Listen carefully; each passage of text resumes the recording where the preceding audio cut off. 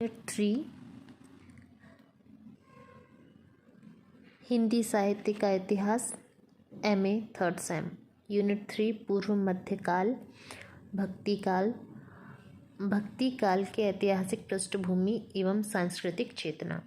इसमें प्रश्न नंबर 12 है, भक्तिकाल की ऐतिहासिक पृष्ठभूमि का परिचय देते हुए उसकी विशेषताएं बताएं, अथवा भक्तिकालीन काव्य का संक्षिप्त परिचय देते हुए इस काल की सामान्य विशेषताएं बताइए, अथवा भक्तिकालीन हिंदी काव्य की प्रमुख प्रवृत्तियों का परिचय दीजिए।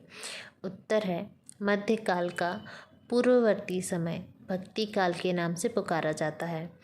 आचार्य रामचंद्र शुक्ल ने इस काल को संवत 1957 से 1700 तक माना है। इस काल में पराजित हिंदू जाति का ध्यान वीर भावना से ईश्वरोपासना की ओर लग गया था। आदिकाल के अंतिम चरण में जब हिंदू राजा भगवान पराजित हो गए तो युग की धारा भी बदलने लगी।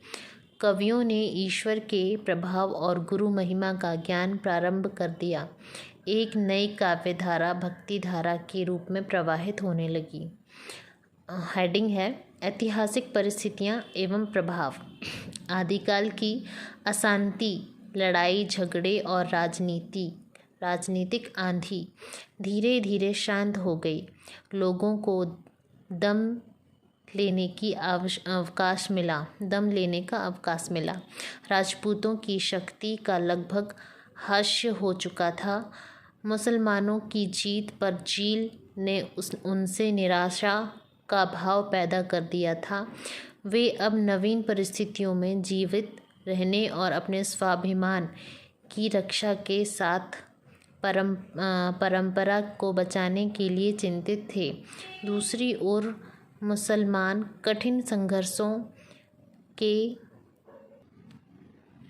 बाद अपने पैर जमा चुके थे।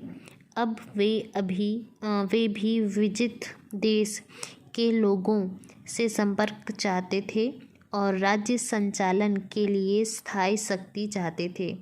दोनों ओर शांति की लालसा थी। ऐसे समय में वीरगाथाओं का कोई महत्व नहीं होता। नई परिस्थितियों में हिंदुओं की चिंतन दिशा भी बदलने लगी। वे अब देश की सांस्कृतिक परंपरा की ओर विचार करने लगे।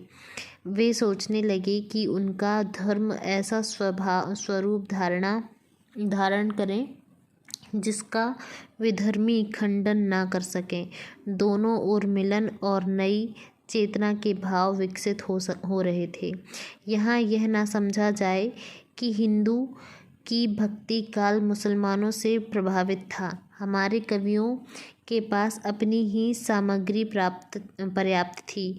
वेदांतों के गुणोत्तम रहस्य एकेश्वरवाद की स्थापना में सक्षम थे। उन्हें दूसरों से कुछ लेना देना नहीं था। हाँ, इतना अवश्य हुआ था कि मुसलमानों के आगमन ने हिंदुओं को सोचने समझने और नई दिशा देने के लिए उत्तेजित किया। ऐसी परिस्थितियों में हिंदू जनता की भावना भगवान की ओर झुकी। दक्षिण भारत से भक्ति की एक प्रबल धारा फूट पड़ी। इसके साथ ही इस काल के चिंतकों में जो मूल धाराएं काम कर रही थीं, उनमें प्रमुख थी भारतीय संस्कृति की ज्ञान धारा का पुनः स्थापना और अन्यों के साथ समन्वय की आकांक्षा। इस प्रकार इन प्रवृत्तियों के अनुसार काव्यों में भी नवीन धाराएं प्रवाहित होने लगीं। भक्ति काल की प्रमुख प्रवृत्तियों या विशेषताएं। ये हेडिंग है, भक्ति काल की प्रमुख विशेषताएं। भक्ति के इस महान साहित्य में कुछ ऐसी समान भावनाएं दृष्टिगोचर होती हैं जो निर्गुण में रखी गई हैं। भक्ति साहित्य में पाई जाने वाली समान भावनाएं निम्न प्रकार हैं। पहला है नाम महात्म महात्म्य। दूसरा है गुरु के प्रति भक्तों की आस्था। तीसरा भक्ति भावना का प्राधान्य। चौथा है अहम तथा ममता का त्याग। पांचवा सत्संगति महात्म्य। छठवां शस्त्र ज्ञान की अपेक्षा लोक व्यवहार के ज्ञान का प्राधान्य। सातवां संसार की निस्सारता। आठवां भक्ति साहित्य के भक्ति साहित्य में दार्शनिकता। नौवां है साधना मार्ग। 10वां है भक्ति साहित्य में समन्वय की भावना। अब पहला देखते हैं नाम महात्म्य। सभी भक्त कवियों ने नाम की महत्ता को राम स्वीकार किया है तथा उसे साधना मार्ग का महत्वपूर्ण अंग बताया है। तुलसी ने भी इस नाम को राम से बड़ा माना है। नाम में निर्गुण सगुण दोनों का समन्वय हो जाता है। द्रष्टव्य है निर्गुण की सेवा करो, सगुण को करो ध्यान, निर्गुण सगुण से परे तहाँ हमारा ध्यान। दूसरा है गुरु के प्रति भक्तों की आस्था। सभी भक्त कवियों ने गुरु का महत्व भी स्वीकार किया है और उसे भगवान के सदृश बताया है। कबीरदास जी ने तो स्थान स्थान पर गुरु की महिमा का वर्णन किया है तथा भगवान से भी बड़ा कहा है। इसमें लाइन्स हैं गुरु गोविंद दो खड़े। दोहा है गुरु गोविंद दो कहे खड़े, काके लागू पाए, बलिहारी व गुरु जी, जिन गोविंद दियो मिलाए। तुलसीदास, जायसी, सूरदास आदि कवियों ने भी गुरु की महिमा का गान किया है। तीसरा है भक्ति भावना का प्राधान्य। सभी कवि अपने आराध्य के प्रति अनन्य भक्त हैं एवं प्रेम की भावना रखते हुए साधना करने वाले हैं। निर्गुण ईश्वर के उपासक होते हुए भी भक्ति को प्रधानता दी है। हरि भक्ति जाने बिना बूढ़ी मुआ संसार, सूरदास जी गोपियों द्वारा उद्धव को कहलाते हैं। बार बार यह वचन निवारो, भक्ति विरोधी ज्ञान तिहारो। तुलसीदास तो समन्वयवादी थे। वे ज्ञान और भक्ति में कोई भेद नहीं बतलाते हैं। ज्ञान ही भक्ति ही नहीं, कुछ भेदा, उभय रही भव संभवा खेदा। ये कुछ लाइन्स हैं दोहे के रूप में जो कवियों ने कही हैं। चौथा है अहम तथा ममता का त्याग। किसी भी भक्त कवि के हृदय में अहम भाव का विकार नहीं है। अहंकार का परित्याग इन भक्तों की परम विशिष्टता है। कबीरदास जी के एक दोहे में द्रष्टव्य है। दोहा है जब मैं था तब हरि नहीं, अब हरि है मैं नहीं। प्रेम गली अति सांकरी, ना मैं तो ना समाही, जा मैं दो ना समाही।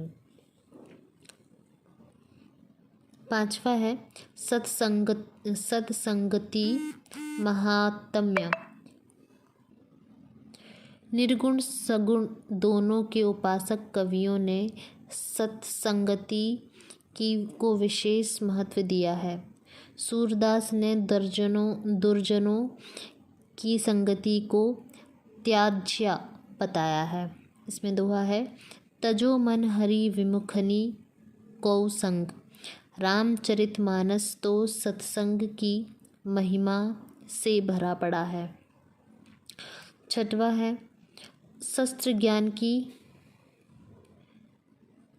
ज्ञान की अपेक्षा लोक व्यवहार के ज्ञान का प्राधान्य। कबीर ने तो 2.5 अक्षर प्रेम को महत्व देते हुए पोथियों के ज्ञान को निरर्थक कहा है। पोथी पढ़ी पढ़ी जग मुआ, पंडित भयानक होए। तुलसी ने भी केवल वाक्य ज्ञान को पर्याप्त समझा है। वाक्य ज्ञान अत्यंत निपुण भग पार ना पावे कोई। ब्रैकेट में है विनय पत्रिका। सूर की गोपियाँ भी प्रेम के निजी अनुभव को भी प्रधानता देती हैं। 7वां है संसार की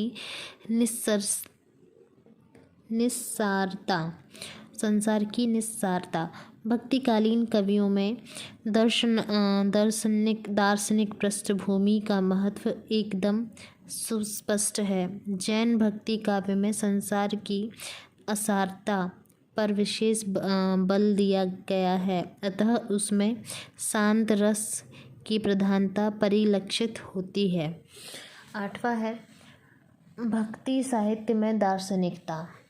सभी भक्तों ने अपने अपने मत के अनुसार जीव, ब्रह्म, माया, ईश्वर की प्रकृति आदि की विवेचना की है, जिनमें जायसी और कबीर ब्रह्म निर्गुण और निराकार हैं, जबकि सूर और तुलसी के ब्रह्म सगुण और साकार हैं तथा जीव भी उस परम ब्रह्म का ही अंश है जो अंत में उसी में विलीन होता है। 9वां है साधना मार्ग। सभी भक्तों का एकमात्र लक्ष्य माया से मुक्ति एवं मोक्ष की प्राप्ति के लिए अपने अपने मतानुसार साधन संपत्ति का संपादन करना है। जायसी का साधन मार्ग प्रेम मार्ग है। साधना मार्ग ज्ञान मार्ग है। सूर का साधना मार्ग प्रेम लक्षण भक्ति है, तो तुलसी का साधना मार्ग सेवा भाव की वैधि भक्ति है। सूर और तुलसी दोनों ने नवदा भक्ति का ही आश्रय लिया है। इन सभी साधना मार्गों का लक्ष्य मोक्ष प्राप्ति है। 10वां है भक्ति साहित्य में समन्वय की भावना। इस युग के सभी भक्त कवियों की रचनाओं में जीवन, समाज, धर्म एवं आचार विचारों में परिलक्षित विरोधी विचारधाराओं का समन्वय प्रतिपादित किया है। ज्ञान और भक्ति का, निर्गुण और सगुण का, वैष्णवों और शैवों का तथा आध्यात्मक और योग का समन्वय विशेषतः अवलोक्य है। तत्कालीन समाज की उक्त प्रवृत्तियों के अनुसार काव्यों में भी अनेक धाराएं प्रवाहित होने लगी हैं। ये धाराएं इस प्रकार हैं। भक्ति काल के अंतर्गत 2 धाराएं हैं, निर्गुण धारा और सगुण धारा। निर्गुण धारा के अंतर्गत भी 2 धाराएं हैं, ज्ञानश्रय शाखा और प्रेम मार्गी शाखा। फिर सगुण धारा के अंतर्गत है राम भक्ति शाखा और कृष्ण भक्ति शाखा।